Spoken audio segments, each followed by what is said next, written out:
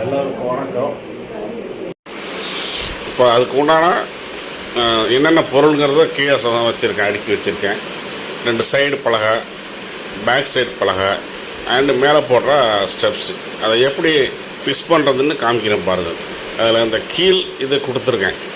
அதை கீழே படுக்க வச்சுட்டு லெஃப்ட் சைடும் ரைட் சைடும் வச்சு ப்ரெஸ் பண்ணெல்லாம் அதில் போய் மாட்டின்றோம். இப்போ எப்படி மாட்டுறதுன்னு காமிக்கிறேன் பாருங்கள். அது மாதிரி வச்சுட்டு அதை ப்ரெஸ் பண்ணெல்லாம் ஈஸியாக அப்படியே அதில் உள்ளே போயிடும். அது மாதிரி இந்த சைடுக்கு அப்புறம் அந்த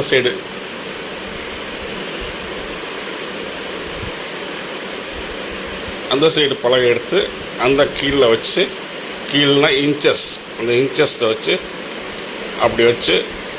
அப்படி இன்சர்ட் பண்ணலாம். ஒரே ஆளாவது செஞ்சிடலாம். இல்லை இன்னொரு மெத்தட் கூட பண்ணியிருக்கேன், அதையும் காமிக்கிறேன் பாருங்கள். அது கொஞ்சம் 2 பேர் வேணும் உங்களுக்கு. இதை சுற்றி பார்டர்லாம் கொடுத்து பெயிண்ட் பண்ணி கொடுத்துருக்கோம்.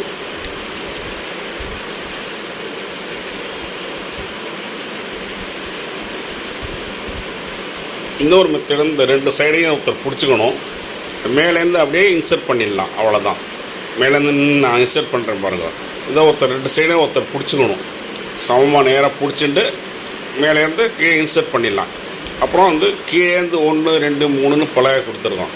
இந்த பலகையில் இந்த சைடு தொங்க விட்டுருக்கேன் பாருங்கள். அது சேஃப்டிக்காக கொடுத்துருக்கு, பொம்மையெல்லாம் விழாமல் இருக்கிறதுக்கு ஒரு லுக்கு இருக்கும். அதுக்காக அது மேலே வச்சுட்டு இந்த போல்ட்டு கொடுத்துருக்கேன் பாருங்கள். அதை ஹோல்ஸ் இருக்குது, அதில் போட்டு அப்படி ப்ரெஸ் பண்ணிடணும். 4 இருக்கும் ஒரு இதுக்கு, 4 பக்கமும் அது மாதிரி பண்ணிவிடுங்க. ஒன்றாவது போட்டாச்சுன்னா அடுத்தது 2வது ஸ்டெப்ஸ் அது மாதிரி அப்படி வச்சுட்டு அந்த போல்ட்டு போட்டுருங்க பாருங்கள். அந்த போல்ட்டை அட்ஜஸ்ட் பண்ணி பார்த்து கீழே பார்த்து, 2வது இந்த வைக்கிற போது இந்த பழைய அந்த மடக்கிற பாருங்க, அந்த சைடு கை வச்சிடாதீங்க, அது கடிச்சிடும், நசுக்கிடும் உங்கள் விரலை. அதை பார்த்து ஜாக்கிரதையாக செய்யுங்க. அதை பிடிச்சிட்டு ஜாக்கிரதையாக செய்யுங்க.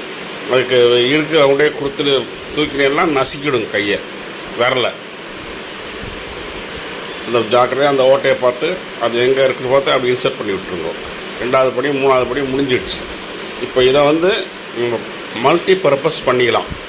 இப்போ உங்களுக்கு விநாயகர் பூஜை, தமிழ் வருஷ பிறப்புக்கு, விஷுக்கணிக்கு, சரஸ்வதி பூஜைக்கு, அப்புறம் தீபாவளிக்கு, இல்லை உங்கள் வாட்டில் குலதெய்வ பூஜை பண்ணலாம். இல்லை என்ன வேணால் பண்ண.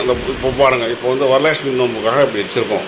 இப்படி பண்ணிக்கலாம். உங்களுடைய அரேஞ்ச்மெண்ட்ஸ் நீங்கள் எப்படி வேணால் அரேஞ்ச் பண்ணிக்கலாம். உங்களுடைய இஷ்டம் போல் அலங்காரம் பண்ணிக்கலாம், பூ வச்சுக்கலாம், லைட் போட்டுக்கலாம், எப்படி சௌகரியமோ அது மாதிரி பண்ணிக்கலாம்.